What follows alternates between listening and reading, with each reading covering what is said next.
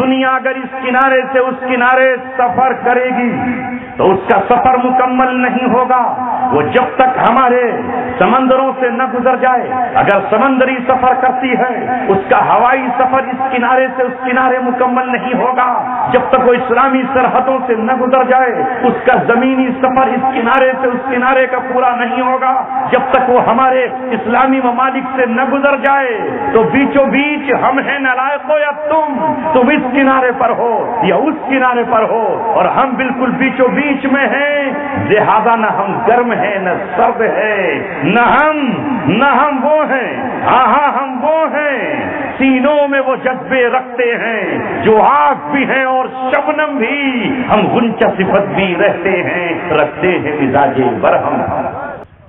اس لیے اللہ نے فرمایا وَكَذَلِكَ جَعَلْنَاكُمْ أُمَّةً وَسَطًا لِتَكُونُوا شُهَدَاءَ عَلَى النَّاسِ، اور اسی طرح ہم نے تمہیں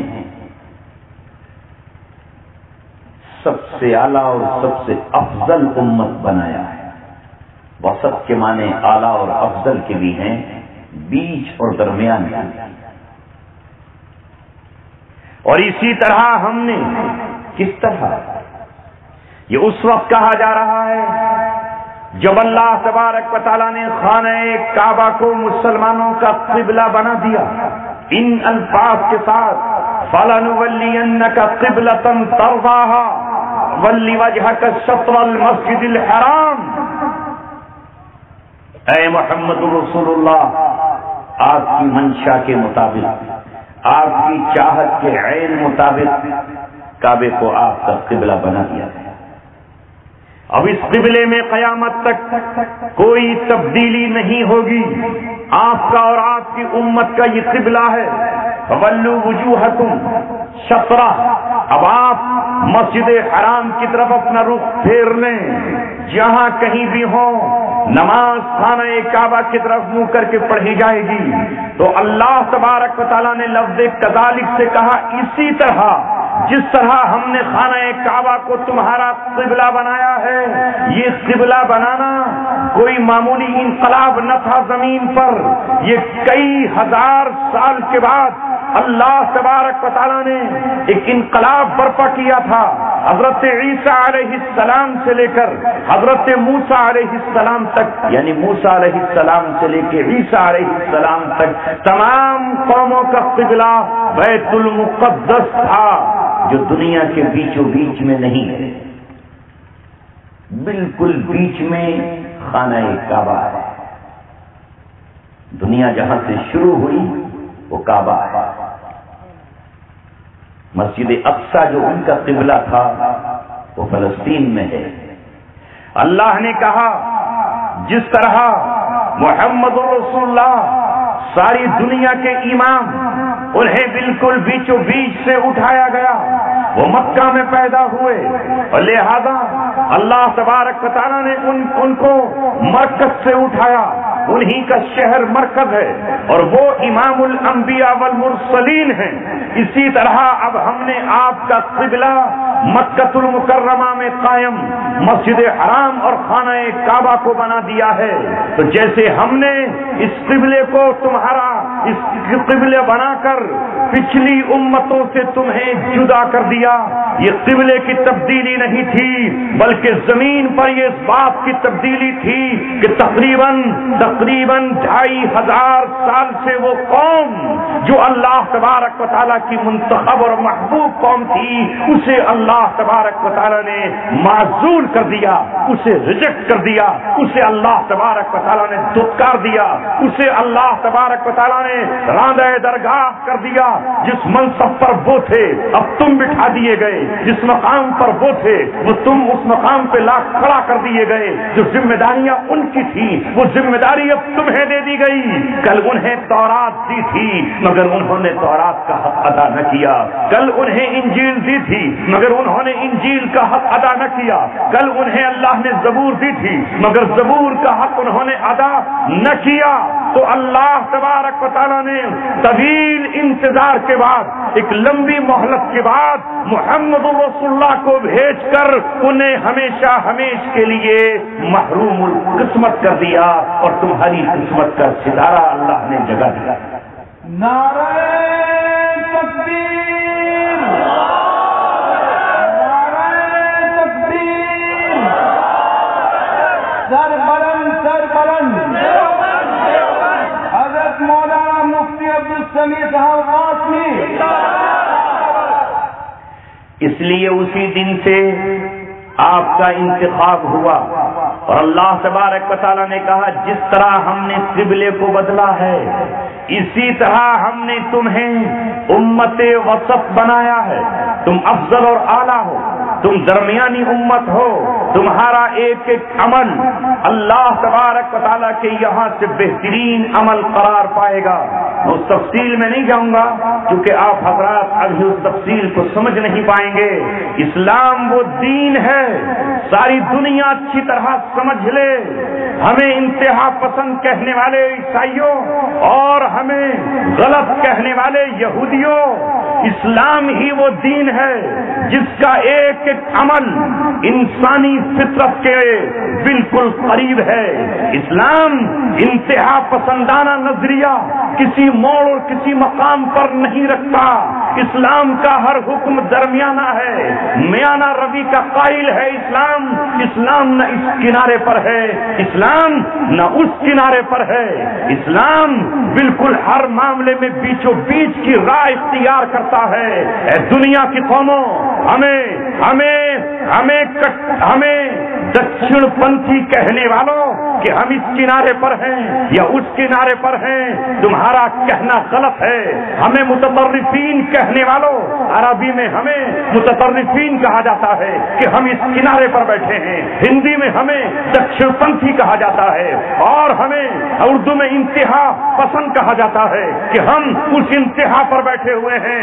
میں آپ کے واسطے سے جہاں تک میری آواز اللہ تبارک و تعالیٰ پہنچائے گا یہ کہنا چاہتا ہوں کہ مسلمان نہ اس انتہا پر ہیں نہ اس انتہا پر ہیں. ان کا ایک ایک عمل اٹھا کر دیکھ لو، یہ بالکل روئے زمین کے بیچوں بیچ میں ہے. تمہارا قبلہ کہیں اور ہوگا. مسلمانوں کا قبلہ اپنی زمین کے اعتبار سے بھی دنیا کے بیچوں بیچ میں ہے. وَإِجْعَلْنَا الْبَيْتَ مَثَابَةً لِلنَّاسِ وَأَمْنًا. اسلام کا مرکز مکۃ المکرمہ میں ہے. اپنے پیمانے لے آؤ، اپنے سینٹی میٹر لے آؤ، اپنے ناپنے کے آلے لے آؤ، اپنے ہیلی کاپٹر اور اپنے تمام کیمرے لے آؤ. مسلم قوم دنیا کے بیچوں بیچ میں زمینی طور پر بھی رہتی ہے اور جیومیٹریکل بھی دنیا کے بیچ میں ہم بنتے ہیں. نعرہ تکبیر، سر بلند، سر بلند. سپر پاور ایک اللہ، سپر پاور ایک اللہ. اس لیے جو خود کنارے پر بیٹھا ہے وہ ہمیں کہتا ہے کہ یہ کنارے پر ہے. خود ہے دکشن پنتھی. امریکہ کس کنارے پر ہے اور چائنا اس کنارے پر ہے جہاں سے میرے نبی محمد صلی اللہ علیہ وسلم اٹھائے گئے. اسلامی ممالک، اسلامی اسٹیٹ، مسلمانوں کے مراکز کو دیکھ لو. اسٹوڈنٹ آپ سے عرض کر رہا ہوں، دنیا کا جیومیٹری کا نقشہ دیکھنا. ساری دنیا کوئی یہاں ہے کوئی وہاں ہے، لیکن مسلمان جہاں سے ابھرے جو ان کا مرکز ہے اور قیامت تک مرکز رہے گا. اللہ نے اسے مرکزیت کی حیثیت دے دی ہے جہاں وحی اتری ہے. اور جو قیامت کے بعد یعنی جب یہ دنیا فنا ہو جائے گی تو وہی میدان محشر ہے. ارض شام سے لے کر عرفات کی سرزمین تک ہی میدان محشر ہے. یہی میدان عرفات جو ملک شام تک پھیل جائے گا یہی محشر کی سرزمین ہے. لہذا اگر کوئی یہ دیکھنا چاہے کہ مسلمان آج بھی کہاں رہتے ہیں تو اسلامی ممالک کا آپ اگر نقشہ دیکھیں گے تو ایسے نظر آئے گا جیسے کوئی باغ، کوئی عقاب اپنے پر پھیلائے ہوئے جا رہا ہو. یہ اسلامی کنٹریز کا نقشہ ہے. پوری دنیا اگر اس کنارے سے اس کنارے سفر کرے گی تو اس کا سفر مکمل نہیں ہوگا. وہ جب تک ہمارے سمندروں سے نہ گزر جائے. اگر سمندری سفر کرتی ہے اس کا ہوائی سفر اس کنارے سے اس کنارے مکمل نہیں ہوگا. جب تک وہ اسلامی سرحدوں سے نہ گزر جائے اس کا زمینی سفر اس کنارے سے اس کنارے کا پورا نہیں ہوگا. جب تک وہ ہمارے اسلامی ممالک سے نہ گزر جائے تو بیچوں بیچ ہم ہیں نالائقو یا تم اس کنارے پر ہو یا اس کنارے پر ہو اور ہم بالکل بیچوں بیچ میں ہیں. لہذا نہ ہم گرم ہیں نہ سرد ہے نہ ہم وہ ہیں. ہاں ہم وہ ہیں سینوں میں وہ جذبے رکھتے ہیں جو آگ بھی ہیں اور شبنم بھی. ہم غنچہ صفت بھی رہتے ہیں رکھتے ہیں مزاج برہم. نعرہ تکبیر نعرہ تکبیر سر بلند. اس لیے آؤ میں موٹی موٹی باتیں بتائے دیتا ہوں تاکہ آپ جواب دے سکو. آئیے سب سے پہلے اللہ تبارک و تعالیٰ کی ذات کو ہی لے لیجئے. ایک طرف دنیا کی وہ قوم ہے جو آپ کے برابر میں چین میں رہتی ہے, اسی کی طرح پورا کا پورا روس ہے. یہ بھی قومیں بستی ہیں زمین پر جو اللہ تبارک و تعالیٰ کے سلسلے میں انتہا پسندانہ نظریہ یہ رکھتے ہیں کہ اس زمین میں کوئی اللہ ہے ہی نہیں, نہ کوئی خدا, نہ کوئی معبود, نہ کوئی الہ, نہ کوئی پروردگار. یعنی وہ یہ کہتے ہیں کہ پوری کائنات بن اللہ کے بن اللہ تبارک و تعالیٰ کے چل رہی ہے. انکار کرنے پر آئے تو اللہ کو سرے سے صاف کر دیا, ختم کر دیا اور پاک کر دیا زمین کو. کہا اس کائنات کا بنانے والا کوئی ہے ہی نہیں, یہ کائنات تو بن اللہ کے چل رہی ہے, اللہ ہی کو اس کائنات سے نکال دیا. یہ ہے انتہا پسند یا نہیں؟ دوسرے وہ لوگ ہیں جو اللہ تبارک و تعالیٰ ماننے پر آئے تو اتنے مان لیے کہ پوری زندگی شمار بھی نہیں کر سکتے. 33 کروڑ اللہ ہے, 33 کروڑ. یہ اس انتہا پر وہ اس انتہا پر جو سفید خوبصورت پتھر ملا, کہا یہی تو ہے. وہ گھر میں اٹھا کے لے گئے, اسے جا کے رکھ دیا اور پھر سے کہہ رہے ہیں ہاں صاحب بتائیے کیا کرنا آپ کو.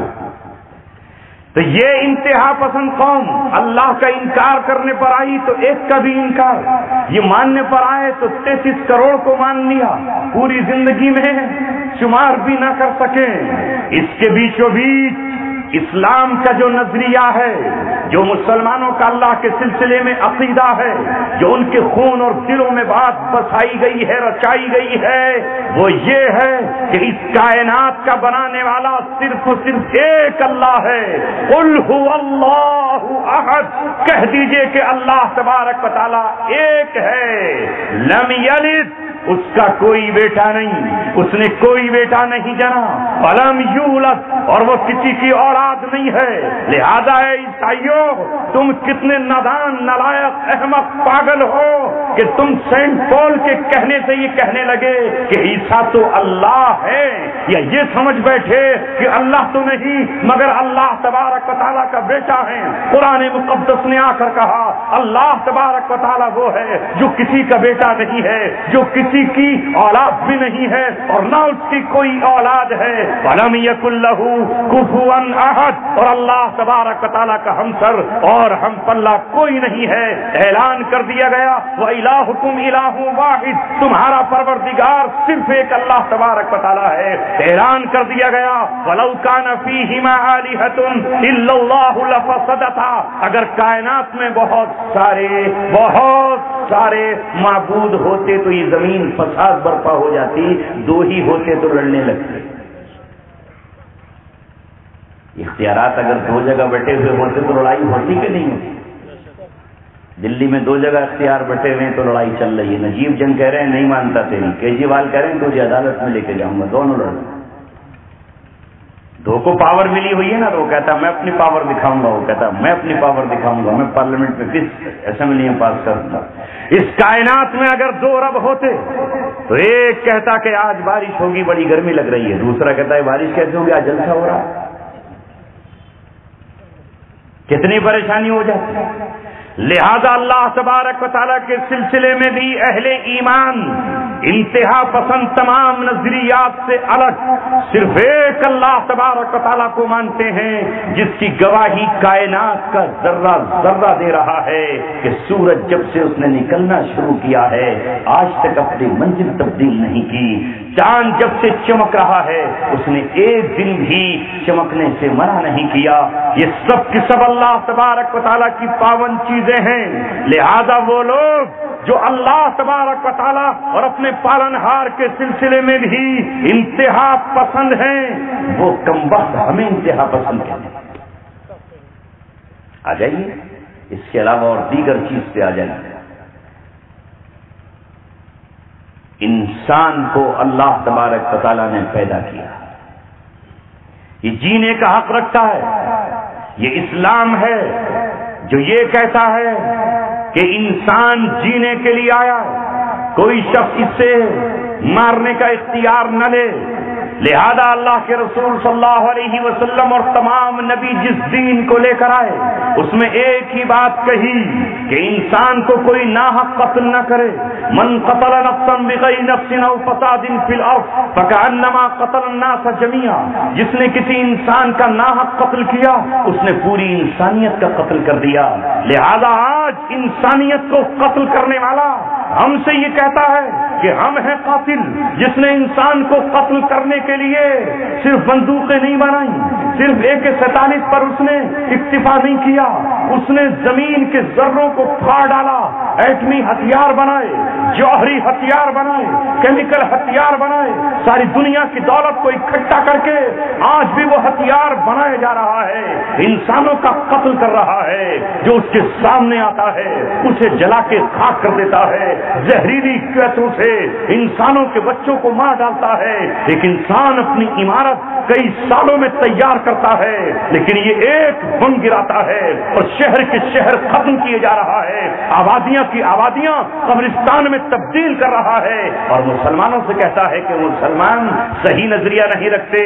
صحیح نظریہ ہمارا ہے کہ اسلام یہ کہتا ہے اگر تو باپ ہے تو بھی اپنی اولاد کو قتل نہیں کر سکتا، اگر تو ماں ہے تو اپنے بیٹے کو بھی تو قتل کا حق نہیں رکھتی، تو یہ تیرا بیٹا ضرور ہے مگر تو اس کی زندگی کی مالک نہیں ہے، نہ تو اپنے پیٹ میں اسے قتل کر سکتی ہے نہ باہر آنے کے بعد قتل کر سکتی ہے، اور اگر کسی نے ایسا کیا تو اللہ تبارک و تعالیٰ کا اگر نظام زمین پہ نافذ ہوگا تو اسلام کا خلیفہ اس ماں اور باپ کو بلا کر اس پر بھی قصاص کا قانون جاری ہے۔